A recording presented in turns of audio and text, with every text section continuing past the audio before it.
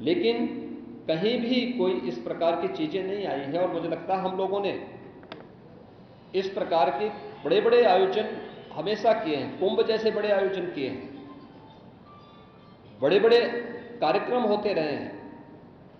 लेकिन इसीलिए मैंने कहा कि इसकी तह में जाना आवश्यक है कि आखिर इसके पीछे कौन लोग इसके लिए जिम्मेदार हैं।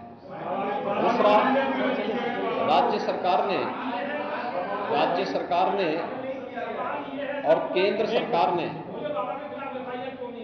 देखिए कि एफआईआर एप्लीकेशन परमिशन के लिए जिन लोगों ने दी थी, प्रथम दृष्टया पहले एफआईआर उनके खिलाफ होती है और इसके बाद फिर उसका दायरा बढ़ता है।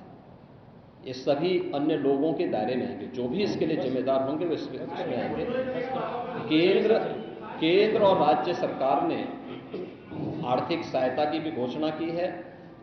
जो निर्दोष लोग इस पूरे हादसे के शिकार हुए हैं, उनके जो नाबालिग बच्चे हैं, जो स्कूल में पढ़ने वाले बच्चे हैं, उनको हम उत्तर प्रदेश मुख्यमंत्री बाल सेवा योजना के अंतर्गत उन बच्चों की पढ़ाई की व्यवस्था हम लोग राज्य सरकार से करवाएंगे।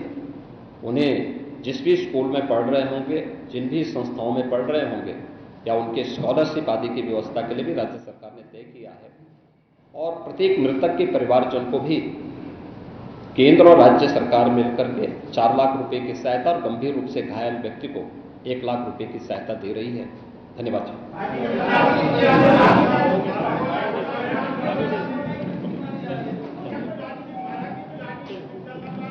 मुख्यमंत्री योगी को आप सुन रहे थे, उनकी प्रेस कॉन्फ्रेंस की बड़ी बातें आपको बताते हैं कि न्यायिक जांच होगी। इसके लिए नोटिफिकेशन आज जारी हो जाएगा। एसआईटी गठित की गई थी जिसने अपनी प्राथमिक रिपोर्ट सौंप दी है और उन्होंने कहा कि जो अभी तक की जांच हुई है उसमें यह बात सामने आई है कि जो बाबा थे, उनके सेवक थे, उन्होंने धक्का दिया जिस वजह से भगदड़ मचती है और उसके बाद वो लोगों को अस्पताल ले जाने के बजाय भाग खड़े हुए। इसके अलावा उन्होंने कहा कि केंद्र और राज्य सरकार मिलकर के यहाँ पर मुआवजा देगी। 4 लाख रुपए का मुआवजा दिया जा रहा है और इसके अलावा जो गंभीर रूप से घायल हैं उनको 1 लाख रुपए का मुआवजा दिया जा रहा है। हाथरस में घटना जो हुई वो बेहद दर्दनाक है, ये मुख्यमंत्री योगी ने कहा। उन्होंने कहा कि राजस्थान, एमपी, हरियाणा से श्रद्धालु आए थे और राजस्थान, हरियाणा की अगर बात करें तो एक श्रद्धालु, एक एमपी के श्रद्धालु की मौत हुई है। उन्होंने कहा कि इससे बड़े बड़े आयोजन होते हैं। अखिलेश यादव ने योगी पर हमला बोला था जब उनसे ये सवाल पूछा गया कि इस पर राजनीति हो रही है, तो उन्होंने कहा कि एक तो चोरी, ऊपर से सीना जोरी, ये लोग भूल जाते हैं कि उनके शासनकाल में क्या हुआ है।